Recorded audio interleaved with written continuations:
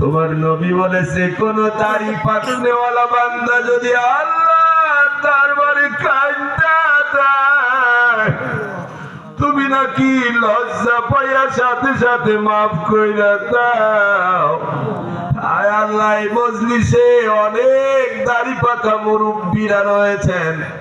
আল্লাহ যার আত্মাটারে ভালো লাগে, অন্তরখানা ভালো লাগে, তার উসিলায় আমাদের সব ভাইগুলারে মাফ করে দাও। আয় আল্লাহ, এই মজলিসে কে গুনাহগার কে নেককার ওই দিকে তাকাইও না।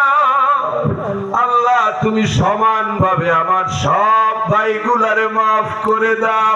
আল্লাহুম্মা আমিন। আল্লাহ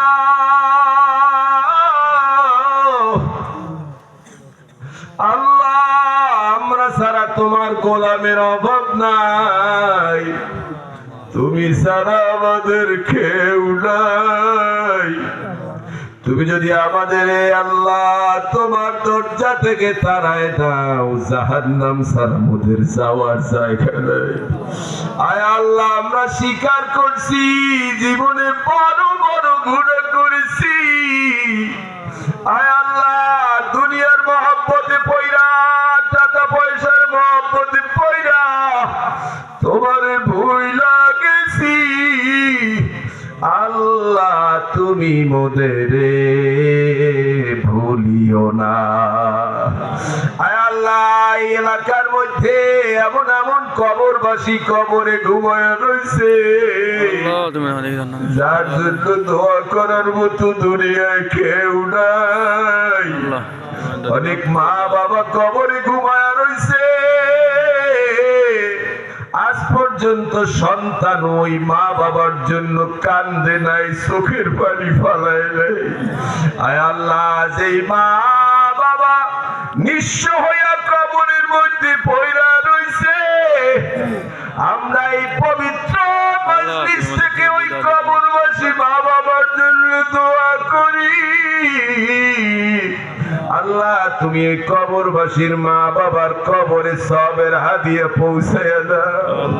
আয় আল্লাহ, জীবনে এমন কোন মোনাজাত দেই নাই যেই মোনাজাতে মার কথা কইয়া কান্দি নাই। জীবনে এমন কোন দোয়া করি নাই যেই দোয়ায় বাবার কথা কইয়া কান্দি নাই। আয় আল্লাহ, আমার যেই ভাইদের মা বাবা কবরে ঘুমায় রয়েছে, সন্তান মাহফিলের ময়দানে আইসে চোখের পানি ঝরাইছে, আয় আল্লাহ ওই ভাইদের মা বাবারে তুমি কেমনে কবরে আযাব দেবা বুঝি না। আল্লাহ, আমার যেই ভাইরা দুই হাত আসমানের দিকে উঠাইয়া কান্দে, ওই ভাইদের কবরবাসী মা বাবার কবর আযাব মাফ কইরা দিও। আল্লাহ তাআলা কাজ করে আমাদের থেকে বিপদ আপদ উঠাইয়া দাও। আল্লাহ আল্লাহ, তুমি আমাদের এমন কোন পরীক্ষায় ফেলাইও না যেই পরীক্ষায় আমরা ধৈর্য ধরতে পারবো না। এমন কোন বিপদ আমাদের মাথার উপরে চাপাইয়া দিও না যেই বিপদে আমরা পাস করতে পারবো না, ধৈর্য ধরতে পারবো না। আল্লাহ, বড় কোন বিপদ যদি তুমি দাও, ধৈর্য ধরার তৌফিক দিও। আয় আল্লাহ তাআলা, তুমি আমাদের সকলকে তোমার আপন গোলাম বানাইয়া নিও।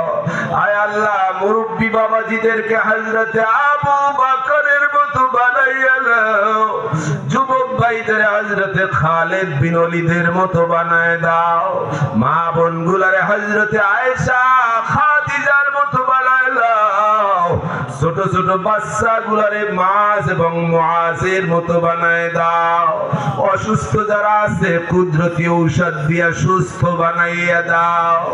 আয় আল্লাহ, মাহফিলের সম্মানিত সভাপতি অসুস্থ, আল্লাহ তুমি তারে পবিত্র ভাবে পবিত্র কুদরতি ঔষধে সুস্থ বানায় দাও।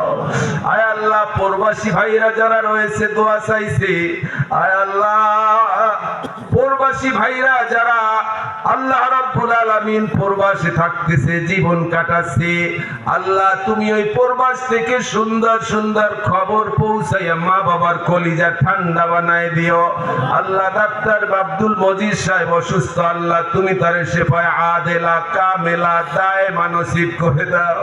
আল্লাহ এই মাহফিল খানা কবুল কইরা আল্লাহ, কেমনে দোয়া করলে কবুল হয় বুঝি না, তুমি দোয়া কবুল কইরা নেছো এই বিশ্বাস রাইখা হাত নামাইছি আল্লাহ। আয় আল্লাহ মাহফিলে যারা মেধা দিয়া, শ্রম দিয়া, টাকা দিয়া, পয়সা দিয়া যে যেইভাবে সাহায্য করেছে কবুল করে নিও আল্লাহ। আমরা যেই ভাইগুলা নিয়ে একসাথে হাত তুলছি আল্লাহ, আমাদের সব ভাইগুলারে জান্নাতের মধ্যেও একসাথে জায়গা করে দিও আল্লাহ রাব্বুল আলামিন। জীবনে কত মানুষের মরণ দেখলাম, কাফন পরাইলাম, কবরে রাখলাম। আল্লাহ একদিন তো আমাদেরও মরণ লাগবে, আজরাইল আসবে। আয় আল্লাহ আজরাইল আইসা যখন রুটারি টাইরা টাইরা বাইর করবে, ওই মরণের কষ্ট আমরা সইতে পারবো না।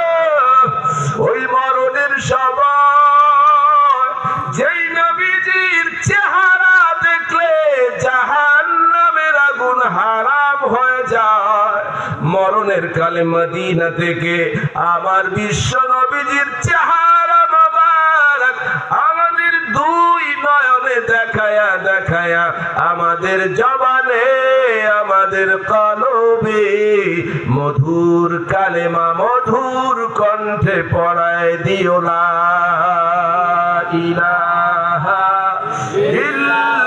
ইল্লাল্লাহু মুহাম্মাদুর রাসূলুল্লাহ।